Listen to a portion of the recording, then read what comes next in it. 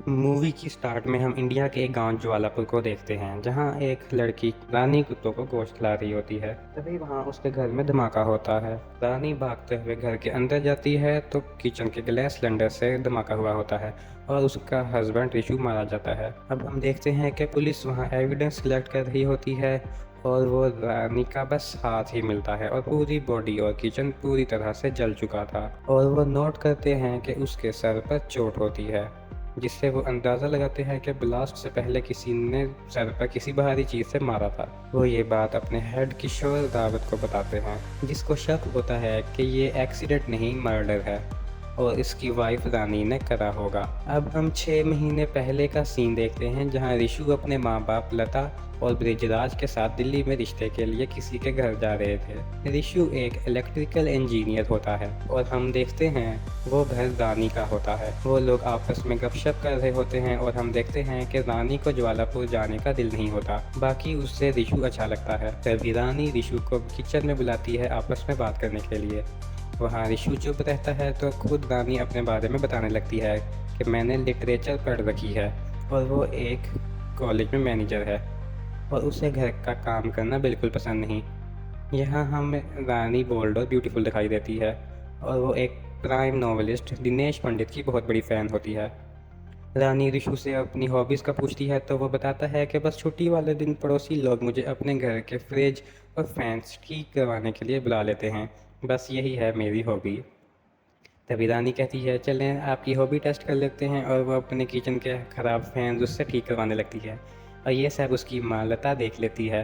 फिर वो लोग अपने घर आ जाते हैं, जहाँ लता अपने उन दोनों के रिश्ते से राज़ी नहीं होती। ऋषु कहता है कि मुझे रानी पसंद है, मैं उसी से शादी करूँगा। फिर उन दोनों की बात पक्की हो जाती है। कुछ टाइम बाद उन दोनों की सिंपल सी शादी हो जाती है और हम देखते हैं कि शादी से पहले ऋषु ने रानी के नाम का टैटू अपने हाथ पर बनवा लिया था। अब हम देखते हैं ऋषु की मौत को 2 महीने हो चुके हैं और रानी अब तक पुलिस स्टेशन के चक्कर लगा रही है, जहाँ किशोर उसे वही सब पूछता है अपने हस्बैंड का मर्डर क्यों किया। रानी वही कहती है कि मैंने कुछ नहीं किया। किशोर उससे पूछता है कि तुम दोनों में कैसे रिलेशन थे।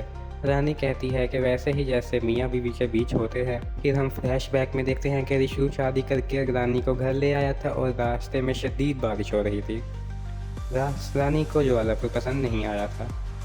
तभी घर में रूम का डोर खुल जाता है और पानी अंदर आ जाता है। तब ऋषु उसे साफ करने लगता है और ये देखकर रानी सो जाती है। फिर नेक्स्ट डे रानी और लता में चाय और पकौड़ों को लेकर नोक-झोंक होती है तो ऋषु खुद बाजार से पकौड़े और चाय लेने चला जाता है। अब रात में रानी ऋषु से पूछती है कि मुझसे पहले किसी लड़की इसको देखने गए थे, तो ऋषु बताता है कि हाँ, मीरा नाम की एक लड़की से मिला था और वह उससे तारीफ भी करता है, जिससे कि रानी को गुस्सा आ जाता है और वह उससे सुनाने लगती है। तो ऋषु डर से टॉयलेट में घुस जाता है। अब कुछ दिन ऐसे ही गुजर जाते हैं जिनमें ऋषु और रानी दोनों एक दूसरे का दिल जीतने में लगे होते हैं। तभी एक रात उन दोनों में क्लोजनेस होती है, लेकिन रानी सेटिस्फाइड नहीं होती और वो सुबह अपने घर वालों को शिकायत करती है कि क्यों मेरी अरेंज मैरिज करवाई, मैं बिल्कुल खुश नहीं। और उसकी ये सारी बातें ऋषु सुन लेता है और उसका मूड एकदम बदल जाता है। उसकी ऑफिस की छुट्टियाँ चल रही थी, लेकिन फिर भी वो उस दिन ऑफिस चला जाता है और वो रानी को इग्नोर करने लगता है। एक दिन रानी उससे पूछ लेती है कि आखिर हुआ क्या है आपको, तो ऋषु बता देता है कि उसने तुम्हारी सारी बातें सुन ली हैं। ऋषु रानी से पूछता है कि तुम्हें किस तरह का लड़का चाहिए था, तो रानी 7-8 क्वालिटीज़ बताती है कि इस तरह का। तो ऋषु कहता है कि ये सब क्वालिटीज़ एक में नहीं हो सकती और वो उसे सॉरी करता है कि उस सब के बजाय मेरे जैसा लड़का मिला। ऋषु उससे बताता है कि ऑफिस के बाद वो एमबीए की क्लासेस लेने जाएगा तो वो उसका वेट ना किया करे। अब ऋषु रानी से ना बात करता था ना उसके साथ बैठता था, दूर दूर रहता था और खाना तक अलग खाता था और दोनों में बस लड़ाइयाँ ही होती रहती थी। अगले दिन लता का भतीजा वहाँ आता है और वो सीज़न में टूरिस्ट को रिवर राफ्टिंग के लिए ले जाता है। वहीं उसकी मुलाकात रानी से भी होती है। रात में लता ऋषु से शिकायत करती है रानी की, जिस पर ऋषु कुछ नहीं कहता तो नील नोट कर लेता है कि इन दोनों की आपस में नहीं बनती। अगले दिन रानी दिनेश पंडित का नॉवल पढ़ रही होती है तो वहीं नील आ जाता है और वह भी दिनेश पंडित के नॉवेल्स पढ़ता है, तो इससे रानी इम्प्रेस हो जाती है। और एक दिन नील रानी से चाय का बोलता है, तो वो किचन में चाय बनाने लगती है जहाँ उसकी हेल्प रिशु करने लगता है। और उसके जाने के बाद वो चाय लेकर नील को देती है। चाय पीने के बाद वो उसे खाने की फरमाइश करता है, जिस पर पहली बार रानी किचन में खाना बनाने लगती है। अब इसी के तरह दिन गुजरते जाते हैं और रानी नील से अट्रैक्ट होने लगती है। और एक दिन वो उनके बीच अफेयर शुरू हो जाता है। एक दिन खाने के टाइम नील मटन की फरमाइश करता है, जिस पर लता साफ मना कर देती है कि उसके किचन में मटन नहीं बनेगा। अगले दिन रानी बाजार जाती है और मटन ले आती है। लता किचन में मटन बनाने से मना कर देती है, जिस पर रिशु घर का दूसरा बंद किचन रानी के साथ मिलकर रेडी करता है।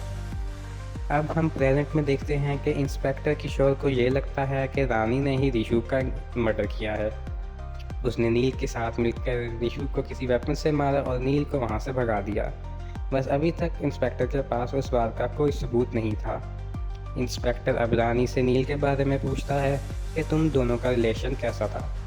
अब हम वापस से फ्लैशबैक में देखते हैं जहां रानी नील को बताती है कि वो उसके लिए मटन तैयार कर रही है। नील उसे बताता है कि वो एक हफ्ते बाद घर ही चला जाएगा। रानी कहती है कि मैं अपने घर जाने के लिए वहां आऊँगी, फिर वहां से तुम्हारे पास आ जाऊंगी। नील उससे पूछता है कि रिशु को तुम क्या बताओगी। रानी कहती है कि मैं उससे सब सच बता दूंगी।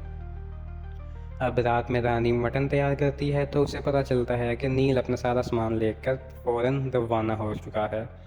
रानी समझ जाती है कि नील ने बस उसके साथ धोखा किया है। रात में रिशु रानी से सब सही करने की बात करता है, क्योंकि उसे लग रहा होता है कि रानी ये सब उसके लिए कर रही है। रानी उससे सब बता देती है अपने और नील के अफेयर के बारे में। रिशु कुछ भी नहीं बोलता और उसके बाद से वो खामोश हो गया। अब प्रेजेंट में किशोर रानी से कहता है कि मुझे पता है कि तुमने और तुम्हारे लवर ने मिलकर रिशु का मर्डर किया है, क्योंकि उसके सर पर किसी भारी चीज़ से मारने का निशान है। बस मुझे एक बार वो मर्डर वेपन मिल जाए, फिर मैं तुम्हें और तुम्हारे लवर को हवालात में बंद करके ही सुकून का सांस लूँगा।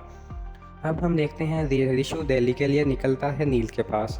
वहाँ पहुंचकर वह उससे स्क्रू ड्राइवर से नील पर अटैक करता है, लेकिन नील मस्कुलर था तो वह रिशु की धुलाई कर देता है। रिशु रात में घर पहुंचता है तो रानी उससे माफ़ी मांगती है और कहती है कि गलती हो गई है उससे, जिस पर रिशु उस पर गुस्सा होने लगता है और वह उससे कहता है कि तुम यहाँ से चली जाओ, वरना मैं तुम्हें जान से मार दूँगा। अब अगले दिन नील के पेरेंट्स किसी रिलेटिव के घर जा रहे होते हैं और रानी अपना सामान पैक करने जा रही होती है और रिक्शा ढूंढ रही होती है। तभी हम देखते हैं कि नील के दोस्त उसे तंग करने लगते हैं बाहर, क्योंकि नील ने उन्हें सब कुछ बताया हुआ था।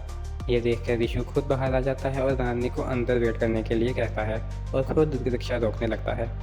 ये सब देखकर रानी को एहसास होता है कि वो गलती करने जा रही है। वो नील के लिए रिशु को छोड़कर जाने वाली थी, जबकि रिशु उसकी गलती की वजह से सबकी चुपचाप बातें सुनता है। तो रानी जाने से मना कर देती है और अपना सामान लेकर वापस अंदर आ जाती है। अब हम देखते हैं कि रिशु पहले जैसा नहीं रहा। वो जब भी रानी को देखता तो वो उसके और नील को इमेजिन करता और उसके दिल में अब रानी के लिए प्यार नहीं रहा। वो उसको सज़ा देने लगता है, तो कभी वो पेपर से उसके सीढ़ी पर फेंक देता है जिससे कि रानी स्लिप हो जाती है, तो कभी चूल्हे की गैस ऑन कर देता है जिससे रानी का हाथ जल जाता है। इसी तरह कुछ ना कुछ चलता रहता है। फिर एक दिन रानी छत पर चढ़ जाती है और रिशु से कहती है, क्या तुम्हें मुझसे नफरत है तो मुझे धक्का देकर मार डालो। रिशु उसे धक्का देता है लेकिन उसका हाथ पकड़ लेता है और उसे कहता है कि मैंने कहा था चली जाओ छोड़कर। रानी समझ जाती है कि वो उससे अभी भी प्यार करता है और वो उससे माफ़ी मांगती है और उनका दो रिलेशनशिप दोनों शुरू करने का कहती है, जिस पर रिशु मान जाता है और उन दोनों के दरमियान सब कुछ वापस से ठीक हो जाता है।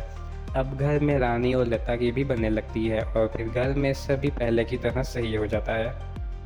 अब हम प्रेजेंट में देखते हैं कि इंस्पेक्टर किशोर ने को पता चलता है कि उस दिन नील उनके घर आया था और कुछ देर बाद रिशु भी घर आ गया था और उसके बाद रानी मार्केट के लिए निकल गई थी, लेकिन उन्हें वहाँ कोई पक्का सबूत नहीं मिला था। फिर तभी किशोर को कॉल आती है कि उन्हें एक वीडियो मिली है उस दिन की जब नील ब्लास्ट के बाद वहाँ से भागा था। अब नेक्स्ट डे किशोर लाई डिटेक्टर रानी पर यूज़ करने के लिए उसे बुलाता है। रानी वर्ड समझाने का कहती है और वहाँ जाकर अपनी चप्पल की कील ऊपर करके पहन लेती है, जिससे कि दर्द की वजह से उसकी हार्ट बीट पहले से ही तेज़ हो जाती है। अब टेक्नीशियन उससे सवाल करता है, वो उससे उस दिन के बारे में पूछता है कि आखिर हुआ क्या था। रानी बताती है कि उस दिन रिशु के मॉम डैड किसी रिलेटिव की शादी के लिए दूसरे शहर जा रहे थे और उस दिन रिशु ने अपने ऑफिस के दोस्तों को घर पर दावत दी थी। वो रिशु को शॉप से कुछ सामान लाने भेजती है और वो जल्दी से वो सामान लेकर आ जाता है और घर में वो रानी और नील को देख लेता है। रानी कहती है कि ये कुछ बात करने आया है। रिशु उसे कहता है कि तुम बाहर जाओ, मुझे इससे कुछ बात करनी है। तो रानी मार्केट चले जाती है और वहाँ उस कसाई से बहस हो जाती है कि उसकी नाइफ पर जंग लगा है, तो वो मटन दूसरी शॉप से कटवाती है और फिर वो वापस आती है और फिर कुछ बोटियाँ कुत्तों को खिलाने लगती है। तब भी घर में ब्लास्ट होता है और वो देखती है कि रिशु मर गया। टेक्नीशियन किशोर को बताता है कि रानी की हार्ट बीट नॉर्मल वालों में भी तेज़ ही थी, इसीलिए कुछ पता नहीं चल पा रहा।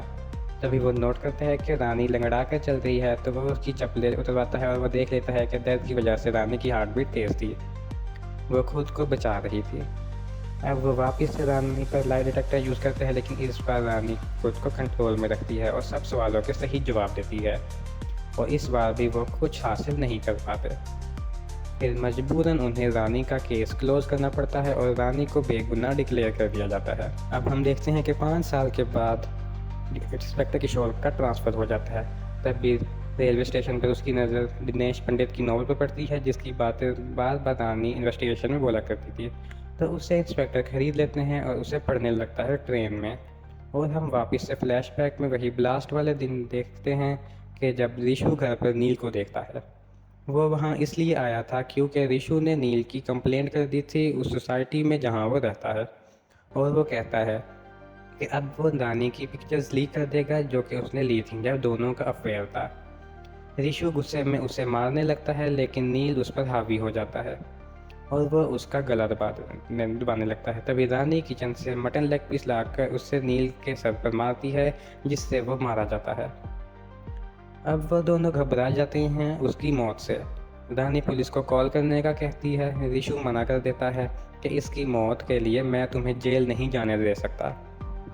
हमारे बीच जब सब ठीक हो चुका है और अब मैं तुम्हें खुद से दूर नहीं कर सकता। अब रिशु उससे कहता है कि मैंने दिनेश का एक ही नोवेल पढ़ा है, कसौली का कहर। हाँ, मैं उसी तरह करना होगा। रानी उससे ऐसा करने से मना करती है, लेकिन उनके पास और कोई ऑप्शन नहीं था। अब रिशु नील का एक हाथ काट देता है और अपना भी वही हाथ काट देता है और रानी सारा खून और एविडेंस मिटाने लगती है।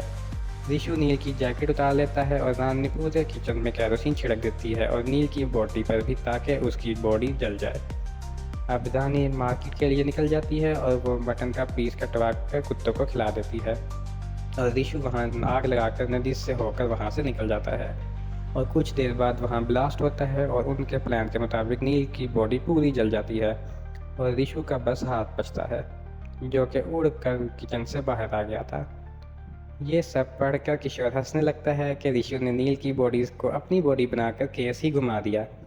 हम लोग नील को ढूंढते रहे जो कि कभी मिलेगा ही नहीं, और वो अब सब समझ जाता है, लेकिन उनका प्यार देखकर वो उनके खिलाफ कोई एक्शन नहीं लेता।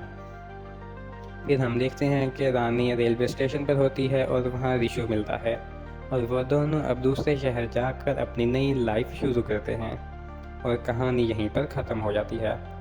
तो दोस्तों, आपको ये वीडियो कैसी लगी हमें कमेंट्स में ज़रूर बताइए। अगर वीडियो अच्छी लगी हो तो लाइक करें और चैनल को सब्सक्राइब करें।